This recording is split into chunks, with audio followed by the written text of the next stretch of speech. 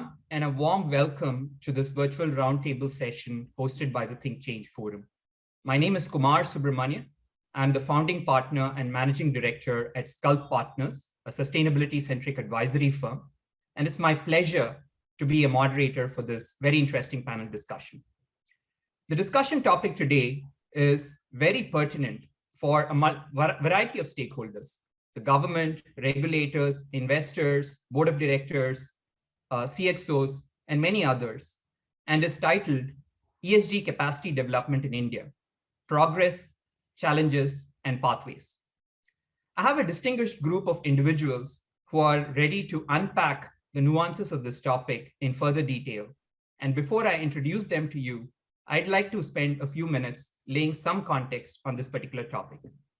Today, the planet is staring at certain existential challenges like the climate emergency, rising social inequality, and rapidly depleting natural resources and biodiversity. By incorporating environmental, social, and governance considerations in the way they do business, organizations can not only mitigate the negative impact of these challenges, but also profitably address business opportunities that are lying in wait. Historically, many organizations have tended to consign the ESG agenda to their compliance or their CSR functions. But that particular status quo is unlikely to prevail for much longer. Today, as we speak, there are $35 trillion of assets being managed by investors that incorporate the ESG agenda into their investment strategies. That is 1 out of every $3 of globally invested assets under management. The size of ESG-themed investments for India ranges from about $30 to $40 billion and is growing very, very rapidly. Naturally, you would expect such investors to press for exposure from boards and management on their ESG policies and strategies. The Securities and Exchange Board of India has mandated that starting the financial year 22-23, the top 1,000 listed companies in India share their vital ESG data in the form of business responsibility and social reporting framework. As is the case with many mission-critical enterprise agenda, progression on ESG matters requires a combination of financial capital, technology, as well as investments in human capital. Arguably, we seem to have made some progress as far as sustainable financing and technology are concerned. But today, we really need to jumpstart the process of creating a pool of skilled ESG professionals who can work at the cross-section of business and sustainability. Take clean energy just as a case in point. It is estimated that more than 100 million professionals globally are required in this particular sector over the next 10 to 20 years. And that itself constitutes more than 3% of the total global employable workforce that we have today. Sustainability as a discipline also cuts across multiple fields. The sciences fields like environmental sciences, social sciences, food and agricultural sciences, human resources, engineering, technology, corporate finance and accounting, investment management, and many more. So it is imperative that in the short term, we need to find creative solutions that can equip existing professionals, be it managerial professionals or technical professionals, to be able to upgrade their skills and repertoire around ESG related aspects. In the long term, of course, both industries and academia need to work in close partnerships so that we can develop a pool of freshly minted ESG talent that is industry absorbable over the short term.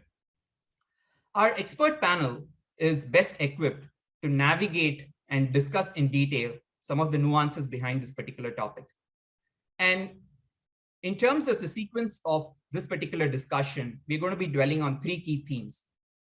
We're going to start off with skills and capabilities required around the ESG agenda for businesses and corporations.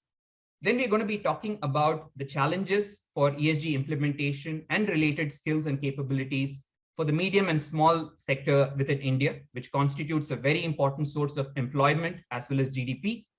And lastly, we're going to be dwelling on the topic of governance in terms of how India Incorporated can enhance the pool of ESG governance experts who can oversee such ESG matters. So without much further ado, I'd like to introduce our distinguished panelists in no particular order. We start with Dr. Pradeep Panigrahi, who's the head of corporate sustainability at Larsen & Toubro. Welcome, Dr. Panigrahi, to this panel. Thank you. Then we have Professor Purnamita Dasgupta, who's the chair professor and head environmental and resource economics unit. Welcome, hello, Professor Dasgupta. Thank you. And we have Mr. Shailendra Singh, who's the founder and CEO at Sustain Mantra. Warm welcome to the panel discussion, Mr. Shailendra. Good morning, Kumar. Nice, thanks, and looking forward to it. Thank you. So let's get started right away. And my first question, I'd like to direct this to Dr. Panigrahi. As you are aware, sir, L&T has been one of the forerunners when it comes to practicing integrated reporting in India.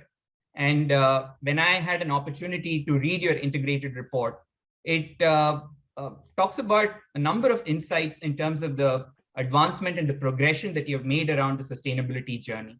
So would you be able to share some snippets of that journey that you have navigated over the last few years, and also emphasize around how you built related ESG skills and capabilities within the organization, and also taken on board through collaboration with third-party experts? Absolutely. So, Kumar, thank you for this question, and I'm extremely happy to be part of this forum and this particular webinar. And when you said there is a strong need for ESG skilling, I think you have just nailed it. There is from this other side of the table, from the industry side, to feel the pinch of what is happening around the world. Especially when you get requests from different people saying that I need somebody in this field, I need a good expert in this field. And because of long years of association with different industry bodies, with industry colleagues, I get this kind of request almost every day. Right? People are looking for good experts in this field, and there is a serious issue. There is a serious lack of expertise in this field. Okay, I will come to that later, but I'll try to answer your question, Kumar. Integrated reporting in L&T, it started in 2018, and we have been reporting on sustainability since 2008. So possibly we were one of the early movers in this field. I remember 2008, I think Mr. Singh is nodding his head. Very few companies had started reporting. 2007-8, I remember alone 5 or 6 companies were there, and L&T was one among the first early mover on reporting. Now, almost 14 years of journey, and integrated report itself has matured over the last couple of years. Reporting is just one part of the story. I would say that it is just 5% of the entire thing that we do. So what is important, and what is important for everybody to understand, is that you do a good work and then you report. You do a bad work, your report doesn't come out well. You have a bad report, right? So your report actually reflects all the work that you do, all the actions you take, right? So in that sense, Kumar, I would say that the base, the commitment, the leadership is there. It's visible everywhere across the company. And today L&T is a multinational conglomerate with presence in the more than 50 countries, and we are probably one of the largest EPC provider. And with this, the kind of complexities that we have in businesses, that and if you want to run ESG through all these, arteries and veins all over in different parts of the world, it's not a small task. It is a massive task. It's a massive, massive operations are there. So, well, with that also, there has been significant progress. I can cite a couple of examples. One is that, in last 10, 12 years, we have saved something like 137 million kWh of energy. Today, solar or the renewable, not solar, both wind and solar put together, it is around 11% of our, total electricity consumption. We have recently committed to become carbon neutral by 2040 and water neutral by 2035. So, in fact, Mr. I'm very closely in touch with Mr. Singh, and he knows what we have been doing in last so many years. And what actually happens in a business is that you make a plan. You make a plan which actually works. You do not make a plan which doesn't give the real benefit or which cannot be executed. So there actually the process, the background process takes a huge amount of time and energy, and also that requires huge amount of expertise. So like, for example, this simple target setting of carbon neutrality, it took almost 8 to 9 months, and there are more than 50 meetings. Even the CEO was involved in the entire process from starting to end. There was CFTs formed, and getting the granular level data and correct data from different units, subunits. That itself is a very big challenge. So the entire process actually gets a lot of support, internal support, a lot of external supports, and then then you finally make a plan, which is like a dream for the company, which is like something which you really want to work on. So Kumar, I think what I would like to conclude here by saying that you need that expertise within the team, and that takes time, and you need to build the real expertise. Just giving a training doesn't help. Just making another capacity building program doesn't help. You need to understand the nitty-gritty everything of a business. Then only the things works, because the moment you commit publicly, you have to deliver, and you have to deliver in the way that that can pass all kind of scrutiny. So in that sense, capacity building, getting the right kind of people, getting the right kind of mindset, getting the right kind of people in the room, and putting them together to take ambitious goals is not a mean job. And fortunately, the management has huge amount of support for that. And today we are, I would say that we are in a level where we can actually take to the next, we can jump to the next level very fast. So yeah, I'll stop here, Kumar, and I'll take the other questions maybe once other panelists are done. Sure. Thank you.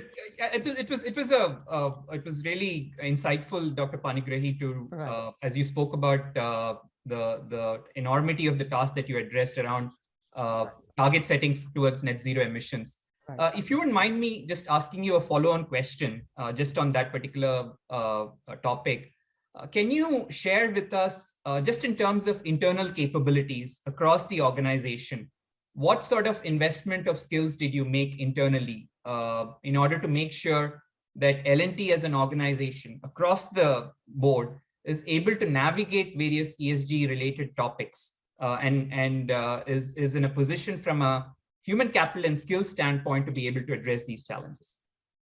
Yeah. So Kumar, this the skill building is such a integrated part of this company that we have got 9 technical training centers. It's called CTEA in different part of India. And the skill building is a massive focus, and there are special trainers, and there are special there are collaborations with different institutes, universities for that. So this has been going on for a long time. The company is 80 years old. And the skill building is a very important part of the business process. Now, especially on ESG and environment or other dimensions of ESG. We have started some, recently we started some very focused kind of training programs. We have got something like ATL or all-time learning module, where people can learn at any point of time. There are, online courses. They can take the course, they can take the exams and things like that. So that also we are trying to build into the system. So there is, when you start something like this, especially ESG, which is actually taken a massive or which has been given a massive focus in last 1 or 2 years post pandemic. Actually, mass ESG has become the number one focus for most of the company. So now building this capability infrastructure will take some time. So we have just started that, and online, offline, we're getting people together. We are building their capacities. Going ahead, we are also planning to go down to the last person in the business, the person who is the bottommost level in the pyramid. So we will try to cover everybody, and there, when we try to cover everybody there, we might require support from many other organizations like Sustain Mantra or there are many. So that is planning in process. So, but that will take some time because you have to have a proper plan and to execute. You need the funding. So all those things are there. So yes, it will take time, but maybe I would say that in next 1 or 2 years, we will try to cover at least 80-90% of the people in the businesses. Yeah. Right. Very provoking insights and Right. relevant insights, Dr. Panigrahi. Professor Dasgupta, let me address the next question to you. And my question to you is focused around net zero emissions and climate change. India as a country has pledged to reduce its carbon intensity by 45% by 2030. And businesses like L&T are also framing their own organization targets around emissions reduction and net zero targets. So in your opinion, how ready are businesses to be able to undertake this transition? And what sort of skills and capabilities do they need to put in place in order to make sure that they are able to address the challenges, set targets, and navigate this transition along in a seamless fashion? Thank you, Kumar, for the question. This is, you started with the idea that India has this commitment of reducing the emissions intensity of its GDP, 45% by 2030. Now, this is, of course, an economy-wide target. And at one level, if you consider it, we have so far the kind of, developments we've seen in energy efficiency improvements, particularly in certain particular energy-intensive sectors, as well as some improvements coming up in the transportation sector and so on. We have seen that we seem to be well on track towards perhaps achieving that target of reducing energy intensity of IMO emissions by 33 to 35% is the GDP emissions intensity target. That is one way of looking at it. The other way of looking at it is to now try and marry this with the idea of net zero by 2070, which was the promise at COP26. Now, if I consider it from the industry perspective and trying to place it within the context of ESG, I think there are opportunities galore. So, of course, there are challenges, particularly there may be different sets of challenges in this rather differentiated kind of, shall I say broadly, business environment within which different entities operate. So, for example, a large cap companies may be very differently placed. So it may be much easier. I mean, we've heard our previous co-panelist. Apart from the very good initiatives that L&T has taken up, you have some, headline sort of initiatives, right? Headline grabbing initiatives like, say, for example, Mahindra Haryali in Rajasthan, or you could have Hindustan Unilever's Water for All, and those sorts of kind of initiatives which really grab people's attention. They can play the role as leadership. They can take on leadership roles. They become role models and so on. So at one level, we have seen a lot of initiatives from Tata Steel as well. At one level, this is happening. But at another level, we also ask ourselves that in this differentiated sort of a structure, how do MSMEs cope with this situation? How do we really bring them into the ESG fold? So I think there are a lot of opportunities, but so opportunities for me actually sort of, become important when we are able to place them in context, right? So I would say, for instance, sometimes these are small things, like a company encouraging its employees to cycle to work, right?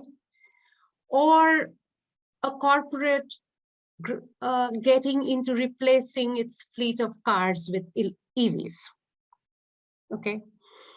Sometimes you may just be helping to do small things like recycling used cooking oil in your cafeterias, right? There are many such small examples. Then there could also be things like landscaping work that is done.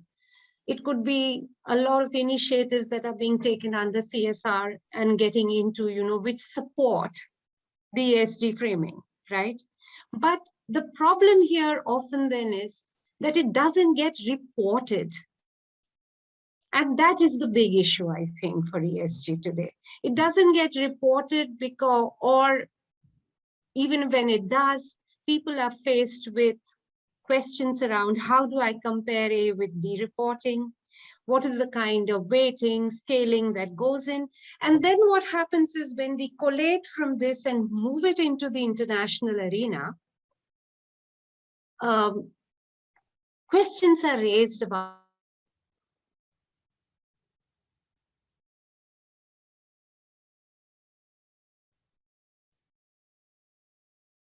I think we've lost Professor Dasgupta. Hi, did I miss you for a minute? Yes, just for a few seconds. Please carry on. I think Okay. The editors will do their job. Okay.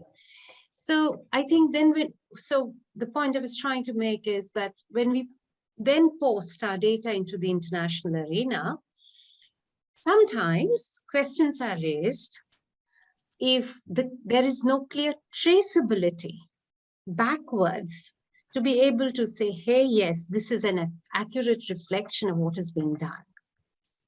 So I think there are different ways in which you can cut this cake, but there are a lot of opportunities. So I'll stop there.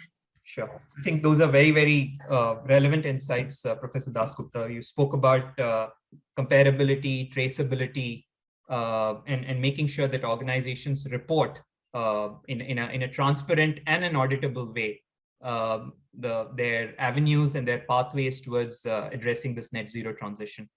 Mr. Shailendra, I actually wanted to build on from the responses given by Dr. Panigrahi and Professor Dasgupta. Your organization advises a lot of large cap companies and mid-market companies around navigating their sustainability transformations across multiple domains, be it net zero emissions, circular economy, and so on and so forth. And from your advisory experience, can you dwell upon what are some of the key capability challenges that you have seen when you are interacting with organizations? And what sort of skill sets are they looking for, either to build internally or to co-opt from third-party advisors such as yourself? Right. Thanks, Kumar. And it was very interesting to hear Dr. Panigrahi and Dr. Dasgupta's points of view. Let me start by saying a couple of things. I think you referred it in your opening remarks. First of all, sustainability it takes into account all functions in an organization, right? It is a complex subject. It's a mix of technical skills as well as, I would say, soft skills, which often get overlooked. So in that context, and in my engagement with several small companies, MSMEs in particular, as well as large cap, what I feel is, there are 2-3 areas that we need to look at. So the first one, I think, is around building awareness. And when I say building awareness, I mean starting at the board level. In my engagement, very often, even at boards, there is a little bit of confusion about what exactly is sustainability, how do we get there? So I think there's there are enlightened companies like Larsen and Toubro and others that Professor Dasgupta mentioned. But you won't make progress unless you've got the MSME segment solidly behind the story. So I often get questions about what is it, how do I start, why should I do it, etc. So coming out of that, I think in terms of a skill set or a capability, I think is one thing you definitely require is the person heading this or the team working on it should be able to simplify what sustainability means and connect the climate risk or external risks to what it means to the organization. So that I think is crucial. The second point I wanted to make is that, and Dr. Panigrahi said that very well, that you can only get a good report if you have done some good work. So you really need skills at the operationalization of sustainability within an organization. Where the good news there is that we have, although the number of jobs that are going to come up in the next 5-10 years is going to be more than the number you quoted, 100 million in clean tech global. I think in India, it'll be huge as people waken up to sustainability in general. But the good news there is you have a vast pool of people to draw from. Very often we think, well, it's the engineer who will solve the problem, which I beg to differ. I think there's equal role for engineers and non-engineers because there is an S&G component of it. So there's a pool that we can draw from. So that's the good news. In terms of capabilities or skills, let's put it as skills rather than, I think to me, there are 4 things that are very, very important. One, you definitely have to have passion. Second, it's a long journey. So you've got to have a positivity or a positive, framework and mindset. Third, I think more important also is persuasion. It's very often, persuasion skills that are needed to get interdisciplinary folks onto the same page. And I think that is often a very big challenge to progress the agenda. And third, of course, is patience. You've got to be at it. Fortunately, India has now made some commitments at the international level. I think that's going to drive a lot more awareness, a lot more companies wanting to do, more. The last and final point I want to make is that sustainability is an interdisciplinary skill. And unless we invest in our schools and colleges and universities to start preparing, our education system is designed to, create either an engineer or a doctor, and so we kind of specialize very quickly at that level. But there is a need to lay the groundwork for what ESG means, starting from, let's say, mid-school level, right down to the specialization courses. So you can, in theory, have a basic course, sort of an intermediate course, and an advanced course, where you're drawing from a different set of individuals who bring a variety of skills. So there's a huge opportunity here. Last and final point, I think work gets done on the ground. So we also need people who are good with their hands. They may not be educated, but they're good with their hands. And I think very often this story or this aspect is missed out, especially at the government level, where they still don't see the connect. You talked about 30 to 40 billion dollars opportunity. They still, in my engagement with several government officials, they don't see the business side of it, and they don't see the job creation potential of it. Ultimately, this country is run, and most countries are run by politicians and bureaucrats, and all they care about is how can I win the next election and what will get me votes. So drawing that connect to with these people is also equally important. So there's a strategy role, there is a operationalization role, and then there is a execution role. All three capabilities need to be built. Right. Thank you very much. And great insights, Mr. Singh. I think if I can just do a quick recap, you spoke about two key takeaways that are resonating very, very vividly with me. First, you spoke about the interdisciplinary nature of sustainability, that you have to connect the dots between finance, technical, and management skills, and many other fields. And in order to make that happen, you need to have a hierarchy of training, starting right from grassroots all the way to professional and management level. I think that was a great takeaway for me. And you also emphasized the soft and the hard technical skills. It's not merely around just the technical science and engineering related skills, but it's also around any important soft skills around persuasion, influence, rolling up your sleeves, getting the job done. These are as important ingredients of successful ESG implementations as the hard skills are. Thanks. Just one quick comment there. Also, I want to talk a little bit about the board. Very often we overlook, the sustainability strategy set by the board. In India today, we don't have a very comprehensive board evaluation process, let alone sustainability. So there is a huge need for sensitizing, boards, owners of companies, families that run businesses as well. So I think that's another gap that we need to fix. Right. Well noted, Mr. Singh. Professor Dasgupta, I just want to direct another related question for your inputs and comments, which is around the realm of financial institutions. I think you, Dr. Panigrahi, and Mr. Singh spoke very eloquently about from a business perspective, but even from an investment perspective and from a finance perspective, either be complex equity instruments to even traditional lending, many of these financing is closely getting integrated with an ESG lens. And so within the realm of financial institutions, how do you think they need to enhance and upgrade their ESG skills so that they can marry that with their own investment agenda or their financing agenda? Because as you will very well agree with me, sustainable financing is going to be a very important catalyst to make some of these ESG transformations play out over the next couple of decades. Yeah, thank you. That's a very, very important and relevant key dimension, shall we say. So let me start by saying that my own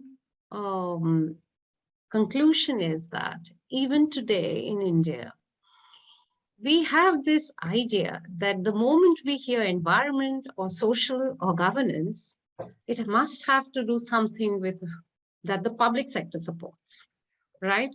It has to come out of the exchequer, public exchequer. But hopefully that is slowly changing. And our financial institutions, unfortunately, are by and large also driven by this mindset. So as Mr. Singh very rightly flagged, you have to start at the top level, perhaps, by influencing this whole narrative that as you move forward,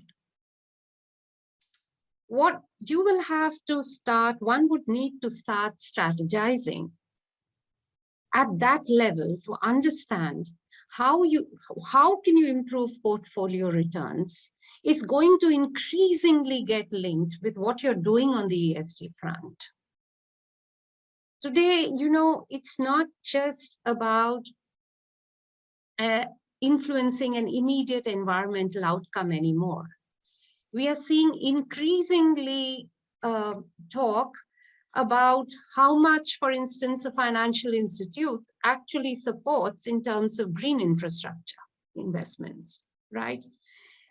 How much of the risk reduction strategies or the risk reduction portfolio, if in a sense, is driven by considerations of, say, extreme events. Where are you investing? Who are you backing? Has it taken into note the kind of environmental safeguards that you need to have in place, right? We may have a lot of talk on pen and paper about wanting financial institutions to get into certain areas where we feel,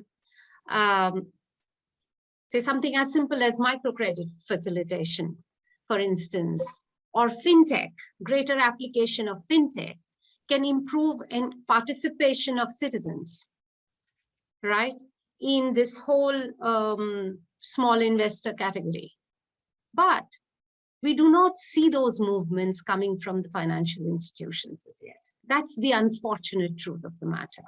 Mm-hmm. And therefore, I think the idea would be really to make, and on the other hand, parallelly, you also see talk of the recognition of things like, okay, so there's this green credits program that the government is considering. I will soon have to start working along it. Or you see interstate conflicts on, say, establishing riparian zones with regard to various, land use changes with regard to water use. And that has feedbacks and implications for the ways in which one is strategizing or planning one's resources and investments, right? So parallel movements are going on, but I think it needs far, far greater push. And that push has to come from the top. And perhaps this is the reason why we also are still fairly lagging behind in terms of, getting that magic in terms of public finance, leveraging private finance. We don't see that magic happening as yet to the extent that we would like to do. Right. So we really have to start from the top. We have to realize that if you want sustainable finance, the financial institutions also have to do their bit. I'll stop there. Thanks. And again, very interesting insights, Professor Dasgupta. My key takeaways being that in terms of their ESG journey, financial institutions need to look at a few things. One include recognition of extreme events in their risk management processes. You also spoke about how they need to think through innovative financing instruments such as public-private financing options to be able to invest in large-scale projects relating to energy transition and many other such themes. And last but not the least, you also spoke about certain new capabilities in the area of microcredit and fintech, which again seems to be areas that I believe there is a huge amount of opportunity and skill uplift that is required. Yeah, if I may just please. Supplement that a bit. We saw a lot of the importance of what fintech can do when COVID hit us. Right. And the potential for fintech and for leveraging across the stakeholder categories, leveraging finance across the stakeholder categories. How do we sustain that momentum? You see, an extreme shock to the economy shouldn't be the way forward at all. It has to be mainstreamed into our way of thinking. Thank you. And planning. Absolutely. Dr. Panigrahi, I want to switch gears to the next agenda item, which is really around ESG implementation for MSMEs. And as you are very well aware, MSMEs constitute a sizable proportion of India's workforce. They constitute, if my data serves me right, more than 1/3 of India's manufacturing output. So that stakeholder segment is a very important segment for us to be able to accomplish the commitments that we have pledged as a nation. And L&T, I'm quite, I understand, will be working with a number of such MSMEs as part of your supply chain. How are you investing in them so that they also get ESG conscious and they are in a position to effect certain changes that will ensure that they are also on the path of driving sound ESG practices within their organization? Absolutely, Kumar. Again, this is such an important topic. I was discussing with my peers today. See, 150 to 200 companies maximum, and they have some kind of systems and processes. After this 1,000 listed companies in India, so I would say not even 150. Let us say 100 companies. 100 companies have some processes, systems, and processes in place. What about 900 companies, rest listed companies? And then there are thousands of others, non-listed companies. So, I will just cite a good example here. 2 years back, there was a conference by, not conference actually, it was an engagement by UNIDO. So my good friend Rene, he organized this, and I was part of this discussion with all MSMEs. So there I realized that the MSME sector, they want to do a lot of things. They don't have the domain knowledge or expertise, but they have the lot of this interest, and they have the commitments to do something. But 2 years back, ESG was not such a big thing, but today it is becoming a big thing. So I would say that now probably their interest and their has must have been doubled or tripled, right? So there is a lot of scope in this field, and in fact, what we have done internally is that we are now completely have revisited our supply chain procedure guidelines. We are now building ESG into the supply chain policy guidelines, and how to train the supply chain in terms of BRSR, in terms of ESG. So that process is on now, right? In fact, recently we had a very interesting discussion with all our supply chain heads. There are more than 20-25 supply chain heads of different L&T companies. So it came out very clearly that there is a need for this enhanced engagement, and we need to do that. Because one is the scope 3. Scope 3 is one part, that plays a very big role in the supply chain. But what is also important is that, if at a company level, at a state level, at a national level, or at a global level, suppose you want to become net zero, you cannot ignore that, the 85% or 90% of the people, right, who constitute, in fact, their emission could be the scope 3 emission, some people say it is around 85% of the total. So imagine that kind of impact you can create if you can engage the supply chain in the right manner. So yes, Kumar, I think we have started that journey, and it would take some time. And there again, we will try to explore the collaborations, explore different kind of ways and means to engage the supply chain. But it is started, and it is started in a very good way. So I would say that going down maybe in a year or two, you can see a lot more activities in that field. Thank you, Dr. Panigrahi. It's very heartening to know that L&T is considering this as a very important priority area. Right.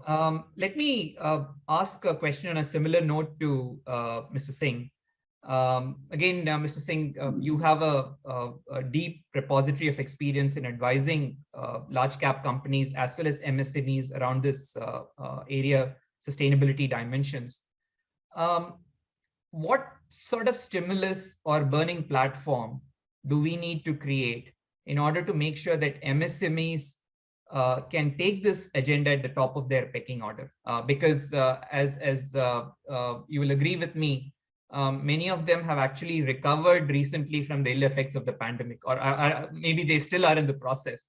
So they have so many other issues around cash flow management and business survival at stake. How do they make sure that they can somehow fit this ESG agenda in the pecking order of several things that they have at stake as we speak? Yeah, well, that's a great question, Kumar. And one of my subjects that I'm very passionate about. So if I go overboard, stop me. But two, three things. I think COVID taught the MSME certain lessons, the dramatic impact it can have on their operations. And now, unfortunately, the war is also going to create a ripple throughout global economy. So it's going to have some impact. Now, to your question about how do we create a burning platform, in my engagement with several MSME owners and families and individuals, I think the burning platform has to be on the positive side, and that is, what is the business opportunity for me? Why should I be even considering this, and how sustainability is going to become integral to my survival and growth? So I think that's the burning platform. It's been romantic to kind of think that we all care about the environment. Businesses care about their bottom line, and the MSME segment right now is under tremendous pressure, and they've got to prioritize. So why would sustainability be on the top 3 priorities? I think that's one area to look at. Now, the second thing is that the government is about now waking up. So the Ministry of MSME, the MNRE and others, there's a focus area. In fact, the pandemic and its bad impact has actually focused the attention on the MSME segment. And recently in several discussions with the Ministry of MSME, they have got several tools that can be quickly leveraged. So they have institutes where, MSME people are taught, they have tool rooms, they have money, budgets being allocated in the last budget towards this green transition, etc. The third and the big one that's happening is because of large institutions like Larsen & Toubro and others who are now looking at their scope 3 and are looking at their supply chain, because that's the tough nut to crack. And I'm not sure about Larsen & Toubro, but I read somewhere recently that Unilever, for example, has committed $10 billion over the next 10 years, which will be spent on their supply chain. And they're going to look at 40 to 50 role model companies across the globe. So there's help. There's help from such leading corporates who understand and who have been on this sustainability journey for decades. What does it take, what will help them, and so on. The last thing I want to say, and particularly in the context of India, is the role that associations can play. And I think these guys are missing the whole story. The CII, well, may not be CII and FICCI, but associations can really spread the message around helping MSMEs. Like Dr. Panigrahi very correctly said, these are entrepreneurs, they understand, they can see an opportunity, and they'll quickly align and deliver on whatever they can. The underlying thing has to be, how is it going to create value for me? Not necessarily that it should be shown in terms of rupees and paise in the P&L statement, but as an opportunity of getting new customers, getting into new geographies, and how this is a tool that builds resiliency in your organization. That to me motivates the owners of MSME companies to really move fast. The good news is they are agile, and they will, they don't have to deal with a board and 20 people in 20 departments. There's a one man, one family. They can move very quickly. We've got to get the focus there and get the journey started as early as possible. Sure. Again, those are very, very interesting insights, Mr. Singh. I hope sincerely that certain representatives from major industry associations are also watching this discussion, and they can get their antenna up and respond to call that you have raised around their imperative to start mobilizing capacity and capability to help the MSME segment in India. Professor Dasgupta, maybe if I can just have a final word from you on this particular topic. Are there any sort of notable partnerships, investments that you have seen that MSMEs can access in order to make sure that if they have the intent and the ambition to take ESG as the top agenda, is there a go-to set of resources where they can go ahead and be able to access some of these resources to be able to implement ESG successfully within their organization? Thank you. Actually, I think one point I would like to flag in this context is that there is a space where the regulator can step in.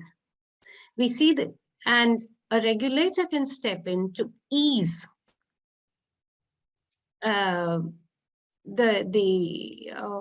ease access, implementation, reporting, and also say access to finance for doing a good job of ESG for the MSMEs. So I think there are two spaces. One is where you have the government coming in to help out. Maybe there are specific schemes you can put in place to encourage. And yet, as Mr. Singh said, there are movements in that direction. Some have been floated. Because I think within the MSME sector, there is also a lot of space for differentiating. So for sometimes, for example, suppose you are in the energy appliances business, then willy-nilly you have to engage with, in the name of compliance itself, you are forced to do some ESG, right? You're ticking some box. If you're in the mid category, you may be having to do that because you have to put some amount of funds aside to do activities around environmental and social kinds of activities, right? Maybe that's in rural livelihoods, maybe it's in education, maybe it's in some such sector. So you're conscious about the issue, right? It's not an add-on necessarily, you're conscious about the issue, it acts as a driver itself in moving you, motivating you, right? So your motivations come from different reasons first. And then there may be a third sort of category where you really need to put in specific things like tax credits, right?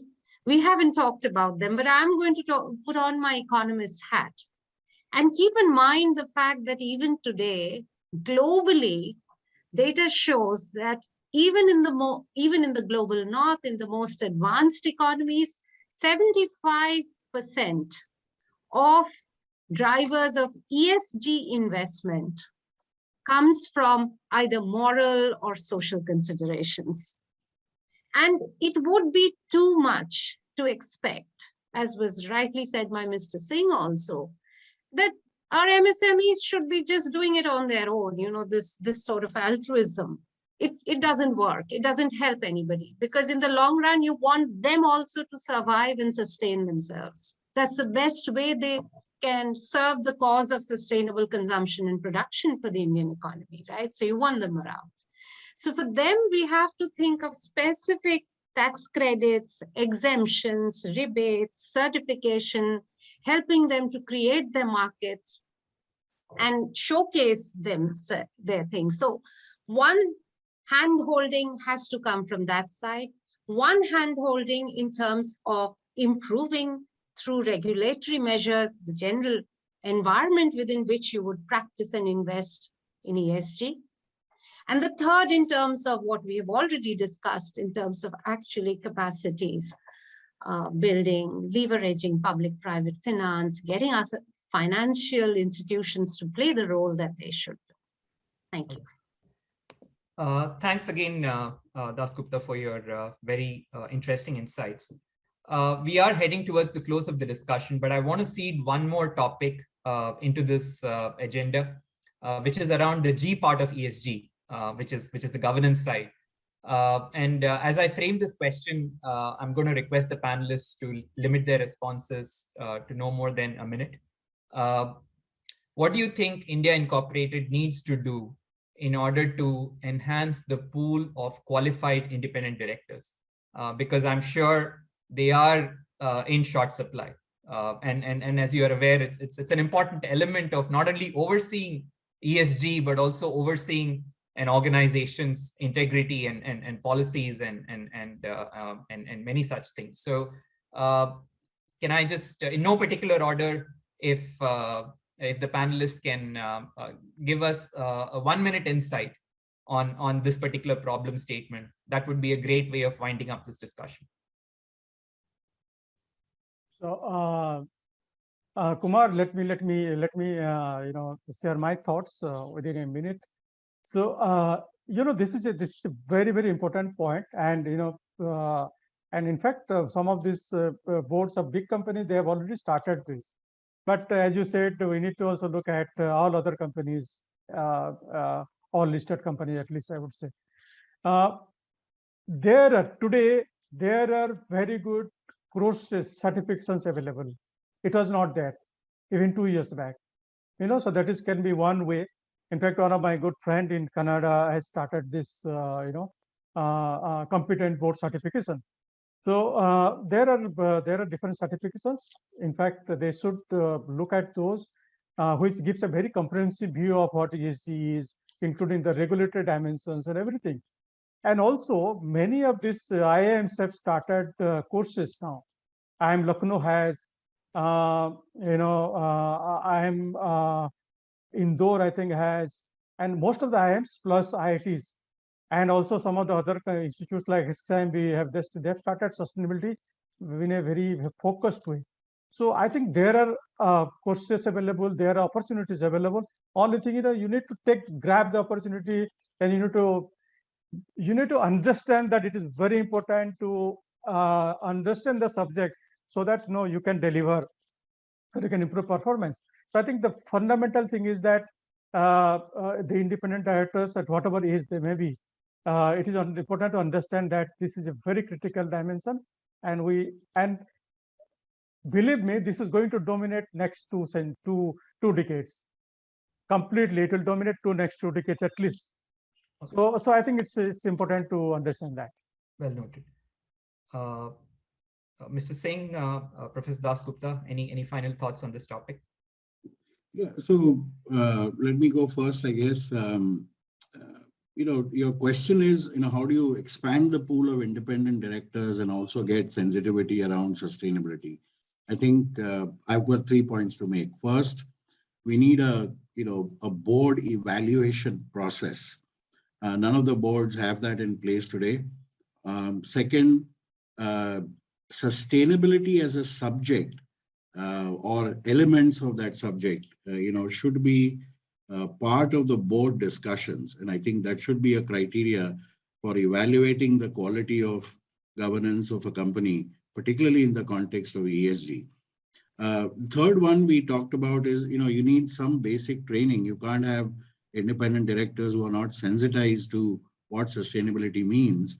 So like Dr. Panigrahi said, there are some things that can be done to re-educate the board that this is a critical element and it's the board's fiduciary duty to be looking at this. Fortunately, there are some very early moves, by what SEBI has started on the BRSR, etc. And hopefully, the time frames that have been indicated and the breadth on the number of companies that will be covered, in my opinion, is inadequate. Any company that wants to list on the stock exchange needs to have this capability and a report to be shared, because frankly, we are running out of time. So that would be my very limited, crisp comment on your question. Very succinct remarks. Professor Dasgupta, your final words. I would say that every entity has to start putting aside resources for pursuing this thinking and for putting, therefore, the people in place. So you have to start putting your money where your mouth is. So you have to put aside resources. Now, whether that a regulator can come in and make that something that companies need to do, or whether you have to make mandatory reporting processes by which you are forced to think through and place more sensitive people on your boards, is a choice, of course. Well noted. Well, the last 55 minutes have gone away like a breeze. We could have been talking for hours and hours on this particular topic and still find it very interesting. But I'm afraid we have the limit of time, and we'll have to end the roundtable discussion here. But I want to take this opportunity to thank all the panelists, Dr. Panigrahi, Professor Dasgupta, and Mr. Singh for their very, very insightful comments. Think Change Forum will continue to organize a series of similar such events on the ESG agenda. And we look forward to your continued participation and guidance on those topics. Thank you so much for your time. Thank you.